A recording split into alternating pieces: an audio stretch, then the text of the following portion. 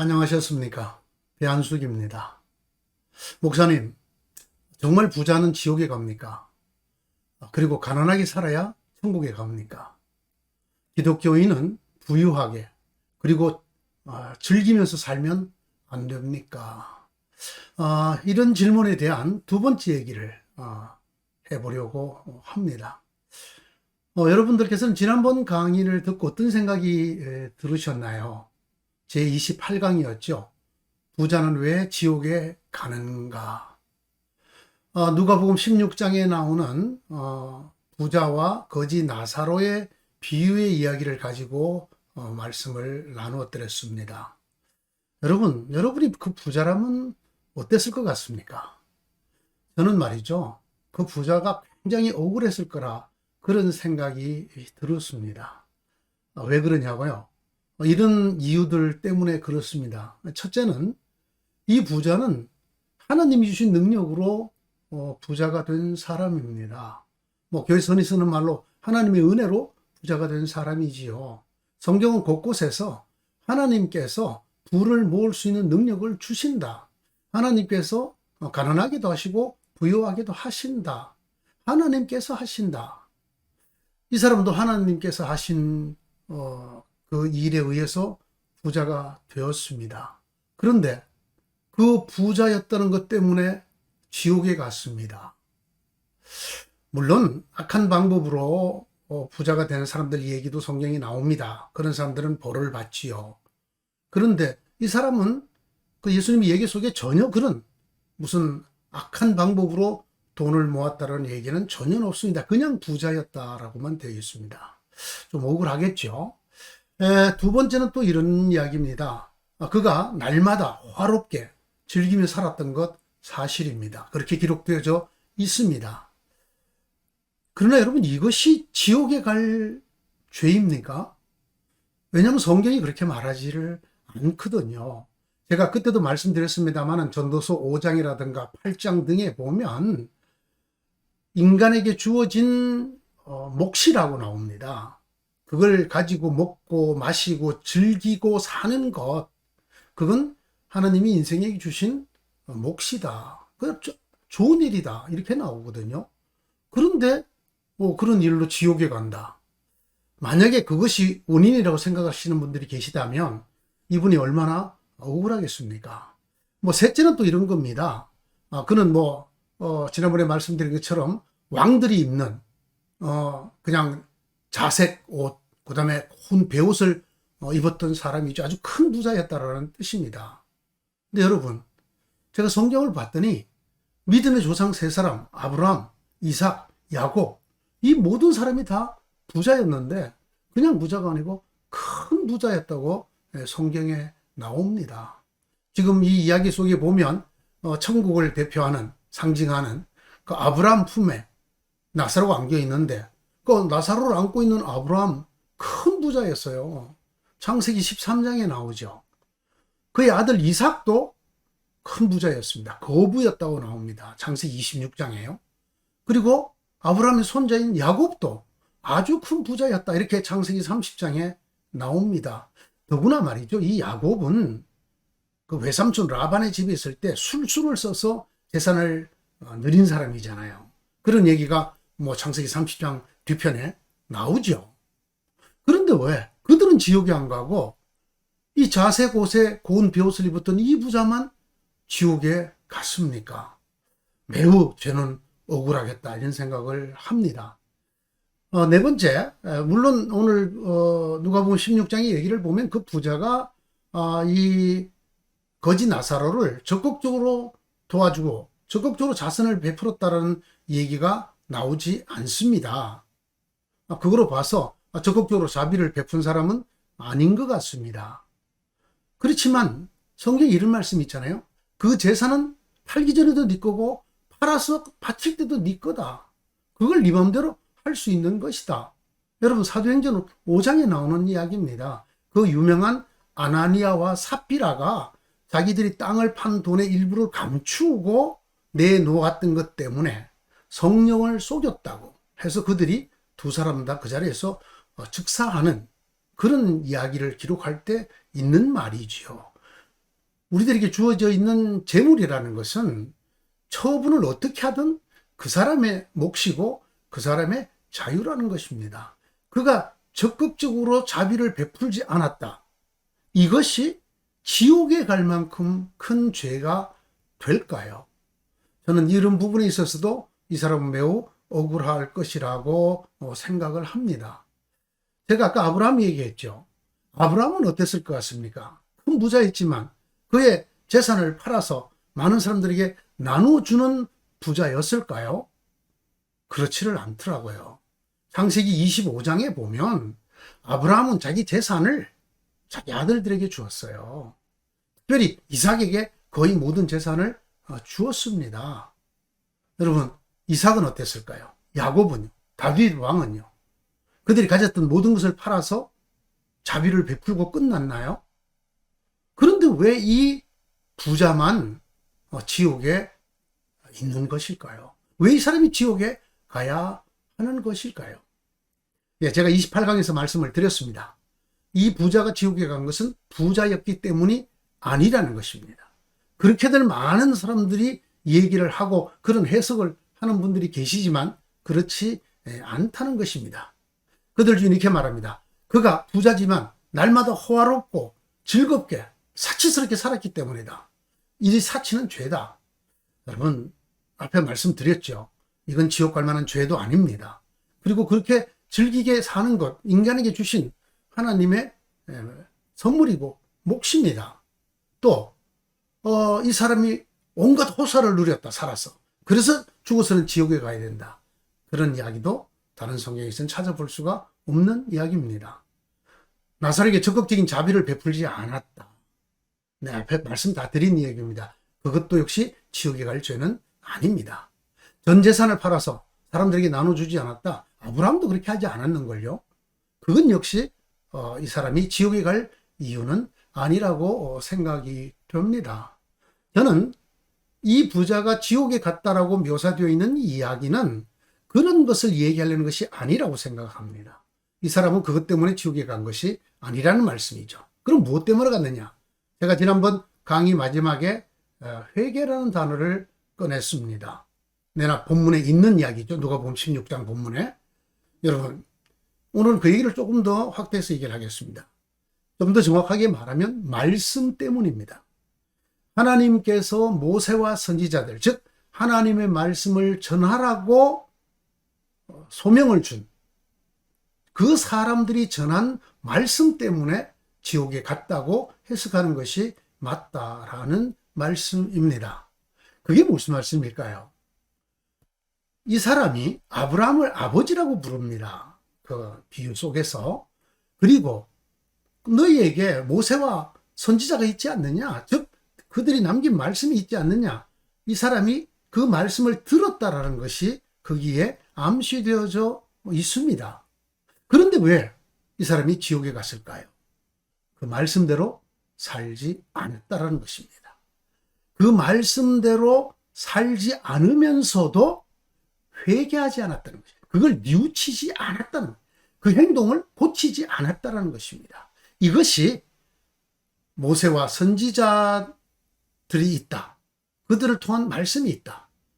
회개하여 이곳이 오지 않게 해주십시오. 이런 말씀을 연결할 때 나올 수 있는 결론이라고 생각합니다. 똑같은 원리를 나사로에게 적용할 수 있을까요? 네, 있습니다. 나사로가 천국에 간 것은 가난 때문이 아닙니다. 흔히 말하는 것처럼 거지 천국, 부자 지옥이 아니라는 말입니다.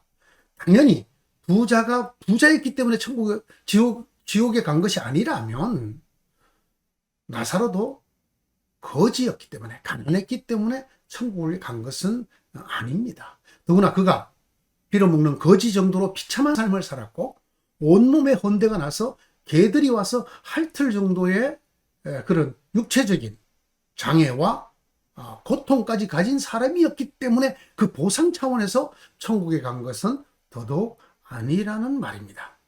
또는 그가 사람들이 거기 매일 문 앞에 데려다 놓으면 상에서 떨어지는 부스기라도 먹으려고 개들과 경쟁하면서 그 경쟁하던 개들이 자기의 헌대를 하려는 그런 정말 비참하기 이를 데 없는 괴로움을 많이 겪었기 때문에 천국에 간 것은 아니라는 말입니다. 명시되어 있지는 않지만 나사로도 그 모세와 선지자들을 통해서 전해주신 하나님의 말씀 때문에 천국에 갔다고 해석하는 것이 옳다고 생각합니다. 그 말씀대로 살았기 때문이라는 것이죠. 적어도 그 말씀대로 살지 못한 일이 있었다면 그것을 회개하고 돌아온 사람이라고 봐야 된다라고 하는 것입니다. 정말 그런가요? 하고 물으실 수 있죠. 그렇습니다. 증거가 어디 있느냐고요? 예, 그 누가복음 16장 말씀 속에 들어 있습니다. 이 부자와 거지 나사로의 이야기가 나오는 누가복음 16장의 이 비유는 매우 독특한 비유라고 제가 말씀을 드렸습니다. 무엇이 독특하냐면 다 그만두고 가장 독특한 거 하나를 꼽으라고 한다면 예수님이 드신 비유 중에 사람의 이름이 거론되는 단 하나의 비유라고 하는 것입니다. 그 이름이 뭡니까? 나사로죠. 나사로. 이 나사로라는 사람 이름이 거론되는 유일한 비유다. 왜 그렇게 하셨을까요? 이것이 이 비유의 어떤 주제와 관련이 없을까요? 여러분, 그렇다면 너무 우연적이지 않습니까? 저는 그렇게 보지 않습니다. 왜냐하면 이 나사로라는 이름이 매우 독특한 이름입니다. 나사로. 이 나자로스라고 하는 이 이름은 사실 히브리어의 압축형 이름입니다. 엘르아잘이라고 하는 이름의 압축형이죠. 근데 여러분, 이 이름의 뜻이 무엇인지 압니까? 하나님께서 돕는다라는 뜻입니다. 자, 여기 부자와 거지 나사로의 비유를 들시면서 주님께서 이 나사로, 하나님께서 돕는다라는 이름을 사용하셨습니다. 왜 그랬을까요? 왜 그랬을까요? 여러분, 이 이름이 실제로 있는 이름이냐고요? 네, 예수님 만들어낸 이름 아니에요. 실제로 이름이 있습니다. 우리가 잘 알죠. 죽은 지 나흘 만에, 장사 지낸 지 나흘 만에 살아났던 사람 이름이 뭡니까? 나사로잖아요. 같은 나사로입니다. 베다니에 살았던 이 나사로의 얘기가 요한복음 11장 12장에 잔뜩 나옵니다. 실제로 있는 사람의 이름이지요. 근데 여러분, 이 비유 속에 예수님이 쓰신 이 나사로라는 사람은 어떤 모습으로 나오고 있을까요? 한마디로 비참하기 아주 이를 데 없는 사람으로 나옵니다. 어디를 봐도 그 이름하고 조금도 맞지 않아요. 이름에 걸맞은 그런 인생이 아니에요. 하나님이 도우시는 구석이라는 곳을 찾아볼 수가 없습니다. 그의 삶이 비참하기 이럴 데 없었다니까요. 여러분, 하나님이 돕는 것이 개들이 와서 헌대를 하는 사람이겠습니까? 하나님께서 돕는 사람이 자기 힘으로는 혼자 움직일 수가 없어서 사람들이 거기다가 떠메어서나 들어서 갖다 놓은 사람이겠습니까? 그만큼의 불구였겠습니까? 여기 대문에 날마다 누워있었다라고 하는 그 누워있었다라는 단어가 누군가가 데려다 놨다라는 뜻을 갖고 있습니다. 혼자 못 움직인다는 뜻이에요. 그런 불구였다라는 것입니다. 뭐 성경이 밝히듯이 거지 나사로잖아요. 거지. 얻어 먹어야만 목숨을 연명할 수 있는 사람. 이게 하나님의 도움을 받는 사람입니까? 이게 나사로입니까? 여러분, 온몸에 성한 데가 없어서 개들이 와서 핥아요. 저는 조금 더 상상력을 발휘해 보았습니다. 이게 뭐냐 하면 사실 나사로는 이 개들보다도 더 못한 존재 아니었을까요? 왜 그렇게 생각하느냐고요?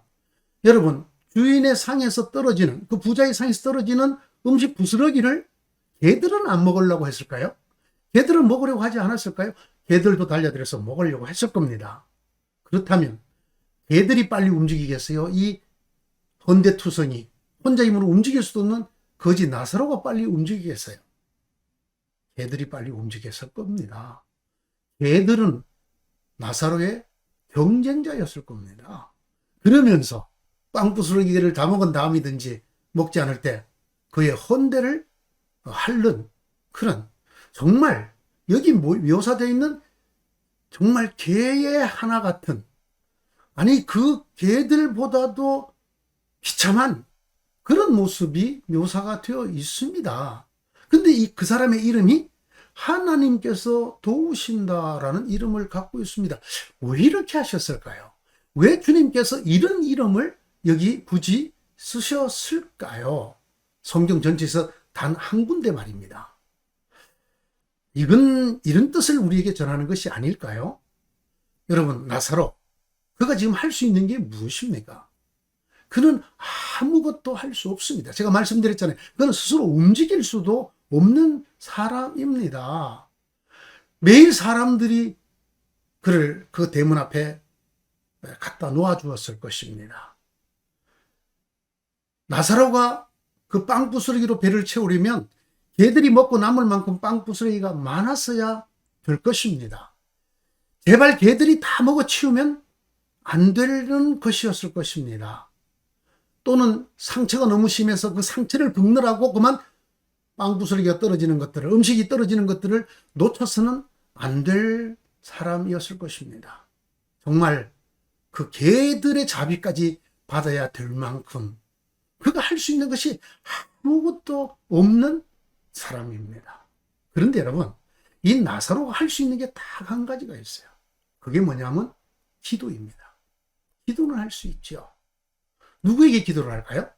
하나님에게 기도를 하는 것입니다. 왜요? 하나님의 도움이 나사로만큼 간절한 사람이 없지 않겠습니까? 하나님, 저를 좀 살려 주십시오. 저 개들보다 내가 부스러기를 먼저 먹을 수 있도록 좀 해 주십시오. 또는 나를 매일 여기다 데려다 주는 이 사람들이 아프구나, 일이 생기지 않도록 해 주십시오. 그러면 저를 여기다 데려다 주지 못하기 때문에 저는 어쩔 수 없이 굶어야 됩니다. 하나님, 제발 저 부자가 망하지 않게 해 주십시오. 저 날마다 연회 같은 식사를 많이 잘하게 해 주십시오. 그래야 부스러기가 좀 많이 떨어질 것 아닙니까?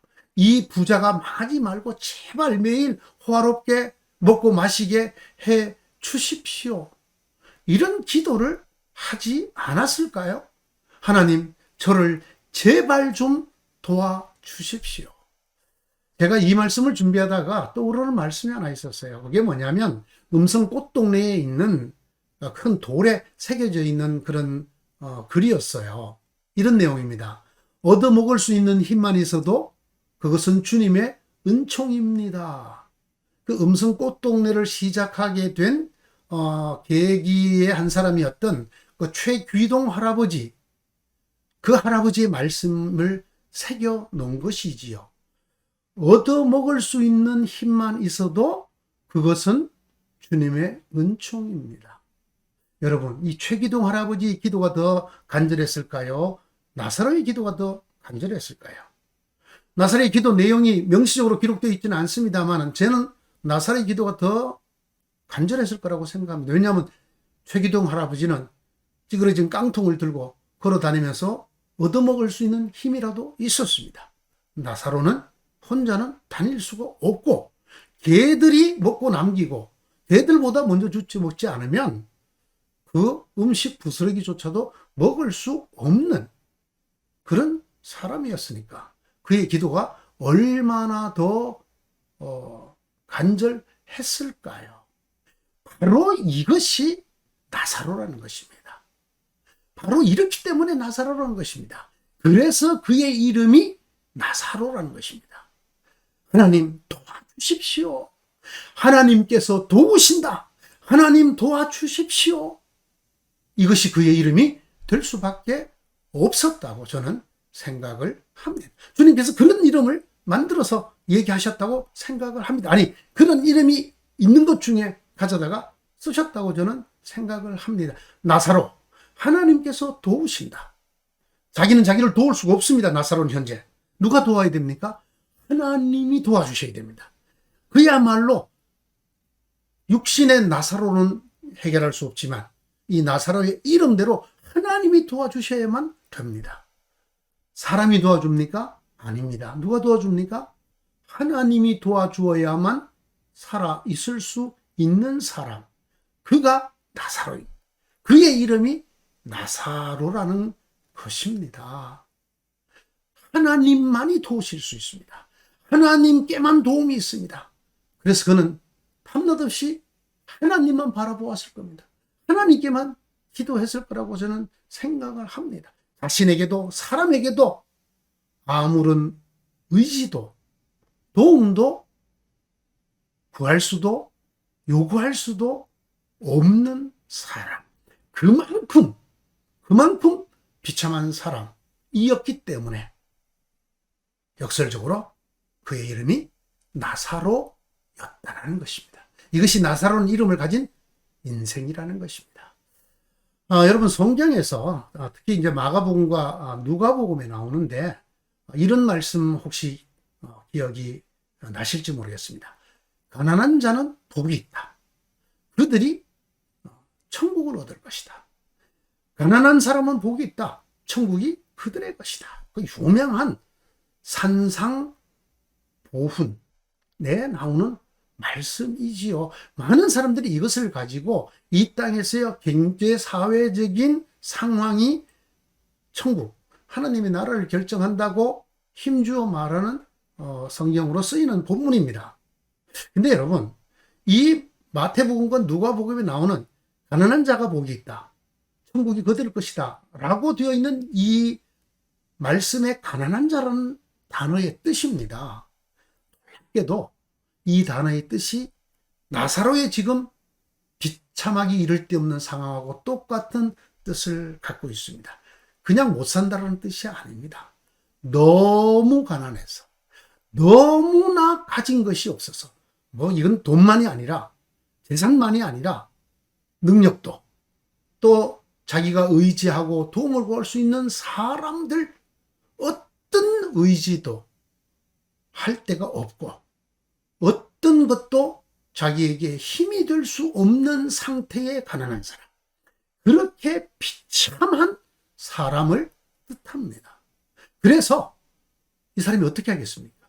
하나님밖에 구하지 못하는, 하나님에게만 도움을 구할 수밖에 없는, 하나님에게만 의지할 수밖에 없는 그만큼 철저히 가난한 사람, 그런 사람을 뜻하는 단어입니다. 여러분, 나사로와 형편이 똑같지 않습니까? 이렇게 가난한 사람, 나사로처럼 이런 생활과 심령이 이렇게 가난한 사람을 말하는 단어가 마태복음과 누가복음에 나오는 가난한 자는 복이 있다, 천국이 저들의 것이다 라는 뜻입니다. 그들이 복이 있다, 그들이 천국을 가진다. 무슨 뜻일까요? 그들의 그 처절한 가난이 정말 아무에게도 무엇에게도 의지할 수 없는 그들의 비참함이, 고통이, 그런 완전한 무력함과 자기 절망이 어디를 향한다고요? 하나님을 향하게 한다고요. 가진 사람들이 그러지 않을 때 그는 하나님을 바라볼 수밖에 없다고요. 그의 처절한 가난과 고통, 완전한 무력함과 자기 절망이 그를 하나님을 향하게 만들고 하나님을 찾게 만들고 하나님을 소망하게 만드는 그런 조건이 되어 버린다는 것입니다. 언제나 그런 사람이라는 것입니다. 그들의 소망이 뭐겠습니까? 그들의 기도가 뭐겠습니까? 하나님만이 저를 도우실 수 있습니다. 하나님, 저를 도와주십시오. 하나님만이 저의 소망입니다. 저의 바람입니다. 하나님, 저를 도와주십시오. 여러분 어떻습니까? 나사로란 이름하고 똑같지 않습니까? 이런 사람들이 뭐를 가진다고요? 천국을 가진다고요. 이런 사람에게 하나님이 뭐를 베푼다고요? 네가 나만 찾으니 내가 너에게 영원한 하늘나라를 주겠다라는 뜻이라는 말입니다. 나사로가 왜 천국에 갔느냐고요? 나사로가 바로 이런 가난한 사람, 하나님 밖에는 바라고 하나님 밖에는 찾고 하나님 밖에는 의지할 것이 전혀 없는 단 1%도 없는 그런 사람이어서 온전히 언제나 늘 하나님 밖에는 바랄 수 없는 사람, 그런 믿음의 사람이었기 때문에 그가 마태복음과 누가복음이 말한 것처럼 가난한 자들의 천국을 가지게 되었다라는 이야기입니다. 부자는 다르겠죠. 재물이 많으면 부족함이 적어요. 불편함도 아주 적죠. 외롭지도 않습니다. 사람을 찾을 필요가 없어요. 사람들이 저절로 모여듭니다. 성경에도 여러 군데 그런 이야기가 나와 있어요. 잠언 14장, 19장 등등에요. 사람들마다 그 부자한테 잘 보이려고, 그를 잘해주려고, 그를 위하려고 애를 씁니다. 어떻게 됩니까? 부자가 되면 저절로 자리가 높아집니다. 그에게는 저절로 위험이 생기고 그의 말 한마디는 사람들에게 아주 큰 힘이 됩니다. 이런 이야기들, 성경에 나오는 이야기들입니다. 재물을 가진 자가 나사로처럼 지극히 가난한 자, 마태복음과 누가복음의 그 산상보훈에 나오는 그 가난한 자처럼 하나님을 찾겠습니까? 찾지 않습니다. 부자의 재물은 잠언 10장에 나오는 것처럼 그를 지키는 견고한 성입니다.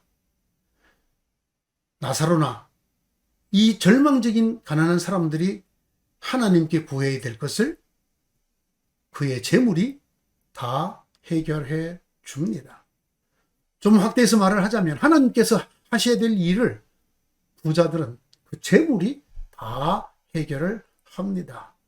중국의 유명한 사마천이라는 분이 계시죠. 그분이 쓴 사기열전에 이런 이야기가 나옵니다. 평범한 사람들은 상대방의 재산이 자기보다 10배가 많으면 몸을 낮춘다. 100배가 많으면 두려워한다. 1000배가 많으면 자진해서 그의 일을 한다. 10,000배가 많으면 그의 종이 된다. 그의 하인이 된다. 이것이 사물의 이치다. 이렇게 썼어요. 여러분, 부자라는 것, 정말 이런 사람이 됩니다. 사람들이 저절로 모여들고 자기를 높여주고 그의 말에 저절로 위험이 생기고 그의 한마디 한마디는 그의 일거수일투족은 사람들에게 큰 영향력을 미치고 불편한 것도 없고 부족한 것도 없게 됩니다. 문제는 이 부자가 그 재물 때문에 하나님을 잊게 된다는 것입니다. 하나님을 소홀히 하게 된다는 것입니다. 하나님을 멀리하게 된다는 것입니다. 재물이 늘어날수록 조금씩 하나님의 자리가 밀려납니다. 재물이 그 자리를 차지하게 됩니다. 점점 하나님에게 기도하고 하나님을 바라고 하나님을 소망하던 믿음이 점점 재물 쪽으로, 재물을 의지하고 재물로 무엇을 하려고 하고 하는 쪽으로 기울게 됩니다. 기가 막힌 얘기가 성경에 나와요. 그 다음에 어떻게 되느냐? 하나님과 재물이 동급이 됩니다. 예수님 말씀이시죠. 하나님과 재물을 겸하여 섬기지 못하니라. 하나님과 재물이 동급이라는 말이잖아요. 재물을 벌써 섬긴다라는 말이 거기 들어있잖아요. 재물을 섬기게 되는 것입니다. 재물이 부자를 섬기는 게 아니고 부자가 재물을 섬기게 되는 거예요. 그것도 하나님과 같은 위상에서 말입니다. 하나님을 가볍게 여기게 되죠. 소홀히 여기게 되죠. 멀게 하게 되죠. 결국은 하나님을 잊습니다. 잠언 30장에 나오는 아주 무서운 말이 있습니다. 마침내 그는 하나님이 누구냐? 이런 말을 할 지경에 이르게 된다는 것입니다. 결국 그는 하나님이 주신 재물 때문에 하나님을 잃게 되는, 하나님을 잊게 되는 이런 상황으로 나아가게 된다는 것입니다. 결국 하나님 없이 삽니다. 자신이 하나님처럼 되고 재물이 하나님처럼 되어 버립니다. 일부 어리석은 부자들이 그렇다고요? 아닙니다, 여러분. 자세히 보십시오. 일부 어리석은 부자가 아니라 대부분의 부자들이 하나님을 쉽게 입습니다. 여러분, 그래서 성경에는 부자 여자들이 예수님을 믿었다, 이런 기록을 남기고 있지 않습니까? 왜요? 특이한 현상이거든요. 여러분, 부자가 하나님을 신실하게 믿는 사람 드물다라는 것이, 우리가 가끔 설교나 등등에서 부자 중에 예수를 잘 섬겼던 사람 얘기를 예화로 쓰는 이유도 여기에 있지 않겠습니까? 드뭅니다. 하나님을 쉽게 잊게 돼요. 생명과 재물의 주인이신 하나님이라는 고백이 점점 흐려지게 됩니다. 앞에서 말씀드렸지만 그 스스로가 하나님처럼 살고 재물이 하나님처럼 살게 됩니다. 그래서 부자가 천국에 가기 힘들다는 것입니다. 여러분, 마태복음, 마가복음, 누가복음 세 곳에서나 부자가 천국에 가기 힘들다. 그것은 낙타가 바늘 귀로 들어가는 것보다 더 힘들다. 이렇게 말씀했습니다. 그 말을 들었던 제자들이 그럼 누가 천국에 가겠습니까? 그렇게 얘기할 정도로 강하게 말씀하셨습니다. 이 말씀의 이면 뒷얘기가 제가 지금 드리고 있는 말씀이라고 저는 생각을 합니다. 그냥 부자이기 때문에 천국을 못 가는 것이 아닙니다. 여러분, 자신만만하지 않은 부자를 본 적이 있습니까? 자만하지 않은 부자를 본 적이 있습니까? 드뭅니다. 마음이 높지 않은 부자를 본 적이 있습니까? 거만하지 않은 부자를 본 적이 있느냐고요. 네, 드뭅니다. 성경에 다 나오는 얘기입니다. 디모데전서 6장, 에스겔서 28장, 잠언 28장 등등의 부자들의 모습을 이렇게 묘사하는 데가 많이 나옵니다. 여러분, 부자 중에 자기보다 월등히 가난한 사람을 아주 공손히 대하는, 그렇게 공대하는 부자 자주 보셨습니까? 흔히 보셨습니까? 쉽지 않습니다. 여러분, 웬만큼 부자이면 만나기도 쉽지 않는 것이 현실입니다. 부에 부를 더할수록 재물보다 생명을 더 소중히 여기는 부자, 재물보다 사람을 더 소중히 여기는 부자를 여러분 흔히 보셨습니까? 그렇지 못합니다. 그래서 누가복음 12장이나 시편 49편에도 이런 얘기가 나오지 않겠습니까? 부에 부를 더할수록 점점 더 열심히 하나님을 찾는 부자, 점점 더 하나님을 의지하고 하나님 앞에 무릎을 꿇고 하나님을 높이고 하나님을 두려워하는 부자, 그런 부자 매우 드물다는 것입니다. 그런 부자가 되기가 매우 어렵다는 것입니다. 시편 52편, 잠언 11장을 보십시오. 부자는 부에 부를 더할수록 하나님이 쉽게 잊혀져 갑니다. 하나님 앞에 무릎을 꿇는 일이 점점 드물어지고 하나님 앞에 간절한 기도, 하나님만이 나의 도움입니다. 내 생명과 내 재물이 하나님께만 있습니다. 이런 기도가 점점 옅어지게 된다는 말입니다. 하나님이 무슨 말씀을 하셨느냐? 하나님이 어떤 역사를 일으키셨느냐? 별 관심이 없습니다. 하나님께서 바위에서 물이 나게 했다고? 그러면 바위에서 물이 날 때까지 뚫어보지 뭐 내가 한번. 이러기가 쉬운 것이 부자라는 것입니다. 누가복음 16장에 거기에 모세와 선지자들이 있다. 그들을 통해 준 말씀이 있다라는 얘기가 있는데요. 이 말은 그 부자도 들었다라는 암시죠. 여러분, 부자들은 하나님 말씀 잘 안 들어요. 들어도 쉽게 잊어버려요. 정말 하나님밖에 의지할 사람이 없는, 의지할 것이 없는 나사로나 산상보훈에 나오는 그 가난한 사람처럼 하나님 말씀을 붙들고 가슴에 새기는 일이 부자한테는 쉽게 일어나지 않습니다. 그런 부자가 되기가 아주 어렵습니다. 부자는 하나님을 쉽게 잊습니다. 하나님 말씀도 역사도 들은 말씀조차도 쉽게 읽습니다.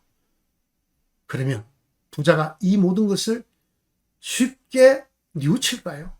내가 이렇게 살면 안 되는데, 내가 재물이 아무리 많아도 이렇게 살면 안 되는데 하고 무릎을 꿇고 하나님 앞으로 돌아오는 일이 부자에게 흔히 있는 일일까요? 그렇지 않습니다. 정말 바늘길을 통과한 낙타를 볼 만큼 드물고 어려운 일이 되기 쉽습니다. 이래서 성경은 부자가 천국에 가기 어렵다고 말씀을 합니다. 온갖 호사를 누렸기 때문이 아닙니다. 가진 것이 너무 많아서 그걸 다 팔아서 주고 따르라 그래서 그것 때문에 그게 너무 아까워서 재물에 묶여서 못 가는 것도 아닙니다. 부자의 삶은 하나님이 없기 때문입니다. 하나님을 잊어버리기 때문입니다. 하나님을 찾지 않고 하나님께 소망을 두지 않기 때문입니다. 그 자신이, 그의 재물이 점점 하나님이 되고 하나님과 동급이 되고 하나님이 되어버리기 때문입니다. 이래서 부자가 하늘나라에 가기 어렵다. 뒤에 예수님이 이 말씀을 좀 열어놓으셨어요. 그러나 하나님은 하실 수 있다. 여러분, 사실 이 말씀은 가난한 사람들에게도 마찬가지예요. 가난이 하늘나라를 보장하는 것이라고 성경이 말하지 않습니다. 여러분, 가난이 믿음과 동일한 단어가 아니에요. 가난이 회개와 같은 말이 아니라는 말입니다. 왜냐? 가난한 사람이 모두 하나님을 믿나요? 가난한 사람이 모두 하나님에게 자기 인생을 의지하고 하나님께 무릎을 꿇고 정말 모든 것을 다 들여서 하나님을 찾나요? 모든 가난한 사람이 하나님만 소망하는 것은 절대로 아닙니다. 가난은 오히려 시기와 원망과 분노를 가지게 하기 쉽습니다. 하나님을 원망합니다. 사람들을 시기합니다. 무엇보다 자기 인생에 대해서 분노하기 쉽습니다. 이런 가난한 사람은 하늘나라가 없습니다. 이런 사람은 그 속에 하나님이 없기 때문입니다. 이런 사람은 아무리 가난해도 부자와 똑같은 사람입니다. 하나님 앞에 낮아지지도 못하고 하나님만 찾고 하나님만 소망하고 의지하지도 못하고 하나님의 말씀을 정말 붙들고 그 말씀 때문에 하나님께로 돌아옴, 회개를 하지도 못합니다. 이 사람들도 부자들만큼이나 하나님의 사람, 하늘나라에 가기가 어렵습니다. 그래서 저는 성경에서 이 기도를 가장 소중하게 생각합니다. 잠언 30장에 나오는 아굴이라는 사람의 기도입니다. 이렇습니다. 저를 가난하게도 부유하게도 하지 마시고 오직 저에게 필요한 양식만을 주십시오. 제가 배가 불러서 주님을 부인하면서 주가 누구냐 말하지 않게 하시고 제가 가난해서 도둑질을 하거나 하나님의 이름을 욕되게 하거나 하지 않도록 해 주십시오. 잠언 30장에 나옵니다. 누가복음 16장, 제가 두 번에 걸쳐서 말씀드리고 있는 이 말씀, 부자와 나사로, 거지 나사로의 비유의 주제가 무엇일까요? 부자냐 가난하냐가 아니라고 제가 말씀을 드렸습니다. 호화롭게 살았느냐 아니냐도 아닙니다. 온갖 호사를 누렸느냐 괴로움을 겪었느냐가 아닙니다. 제가 보는 이 누가복음 16장 부자와 거지 나사로의 비유의 주제는 회개, 방향 전환입니다. 여러분 보십시오. 여기 나오는 부자는 신앙인으로 묘사되어 있습니다. 뭘 보고 아느냐고요? 아브라함을 아버지라고 부릅니다. 유대인이죠. 유대교를 믿는 이스라엘 사람이죠. 신앙인이라고 묘사를 하고 있다라는 말입니다. 그에게 모세와 선지자가 있었습니다. 즉 하나님의 말씀을 들었다라는 것입니다. 그래도 그가 회개했나요? 안 했나요? 안 했죠. 이 나사로를 보내서라도 내 동생들은 회개하고 여기 오지 않게 해달라고 한 말이 본인은 회개 안 했다는 말이죠. 회개하지 않았습니다. 하나님을 찾지 않았던 그의 삶, 하나님 없이 살았던 그의 삶을 뉘우치고 하나님께로 돌아오지 않았다라는 것입니다. 그래서 이렇게 하면 죽는다는 것입니다. 이렇게 하면 쉽게 말해서 지옥에 간다는 것입니다. 하나님 나라에 가지 못한다는 것입니다. 그것이 이 누가복음 16장 비유의 주제라고 생각을 합니다. 그러면 나사로의 얘기는요, 돌아오면 산다는 것입니다. 하나님께서 보내신 사람들의 말을 듣고 자신의 삶을 하나님 없이 자기가 하나님처럼 살았던 삶을 뉘우치고 돌아오면, 회개하면 산다는 것입니다. 그가 비록 이 땅에서는 힘들게 살았던 사람의 하나라 하더라도 그가 하나님만 의지하는 나사로가 된다면 산다라는 것입니다. 이 말씀 보면 죽었던 나사로가 가서 얘기해주면 되겠습니다 했더니 아브라함은 그렇게 말하지 않죠. 그들에게 있는 모세와 선지자가 충분하다는 것입니다. 여러분, 죽은 사람이 살아나는 같은 엄청난 기적이 없어도 하나님 말씀을 잘 듣고 말씀을 붙들면 살 길이 있다라는 것입니다. 나사로처럼 말입니다. 여러분, 인생에 있어서 가장 큰 잘못이 뭘까요? 천국에 갈 수 있느냐, 지옥에 가느냐로 구별되어질 만큼 천국을 가로막는 심각한 잘못이 무엇일까요? 그것이 여러분 소유나 빈부의 문제일까요? 삶이 쾌락적이었느냐 아니었느냐일까요? 호사를 누렸느냐 아니었느냐일까요? 그가 자비와 선행을 베풀었느냐 아니냐일까요? 저는 아니라고 생각합니다. 인생에서 가장 심각한 잘못, 성경은 이걸 죄라고 말합니다. 근본적인 죄는 하나님을 잊어버리는 것입니다. 하나님의 말씀을 잊어버리는 것입니다. 그래서 하나님을 지우고 사는 것, 하나님 없이 사는 것입니다. 대신 자기가 하나님처럼 하나님이 되어서 사는 것입니다. 창세기 3장 5절이 이것을 말해줍니다. 뭐라고 말합니까? 뱀이 아담과 하와에게 너희가 하나님처럼 될 것이다. 하나님이 그것을 먹는 날 정령 죽으리라고 금한 것을 깨트리라고 말하면서 하나님에게 불순종하라고 거역하라고 말하면서 뭐라고 그러냐면 그렇게 하면 너희가 하나님처럼 될 것이다. 여러분, 이것이 인류의 가장 근본적인 죄입니다. 잘못입니다. 이게 시발점이고 이것이 본질입니다. 하나님처럼 되고자 하는 인간의 경향성, 이게 성경이 말하는 죄예요. 이게 용서받지 못할, 이게 그냥 있어서는 하늘나라에 갈 수 없는, 여러분 상징적으로 창세기 3장이 보여주잖아요. 어떻게 합니까? 아담과 하와를 에덴 동산, 하나님의 동산에서 내쫓습니다. 들어오지 못하도록 천사들이 둘러 지키게 만들었습니다. 무슨 말입니까? 지옥 간다는 말이죠. 내보냈다는 거예요. 하나님 나라에 못 들어간다는 말입니다. 뭐가 있으면 하나님을 지우려고 하면, 하나님을 없애고 하나님 없이 살려고 하는 사람은, 그런 잘못을 회개하고 돌아오지 않는 사람은 하늘나라에 가지 못한다라는 것입니다. 이 누가복음 16장의 부자와 나사로의 비유는 부자와 거지의 비유를 말하는 것이 아닙니다. 나사로라는 이름의 뜻을 깊이 생각하시기 바랍니다.